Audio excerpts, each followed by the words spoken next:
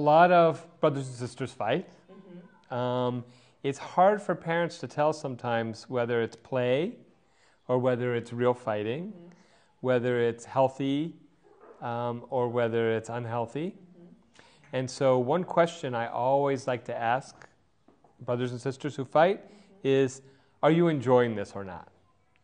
So I'll say, I know your parents are not enjoying this, because they called me and they're like, oh, they fight all the time, but are you enjoying it?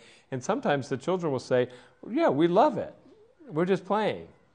And then I say to the parents, can you learn to live with it and leave them alone because they love it?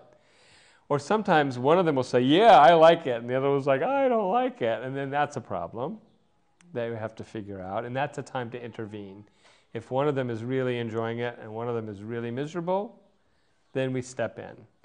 And we don't step in and punish, because that usually makes the one who was more mean even meaner. But if we step in lightly and we say, I don't think your brother likes that game as much as you do. I wonder if there's something that you could do that you both would like. So you're more relaxed about it, then they'll be more relaxed. And now if they sometimes, a lot of times children will say, well, we like it for a while and then it starts getting bad. Then that's a sign to help them. How do you learn to keep it playful? And something parents can do is to say, okay, you want to wrestle?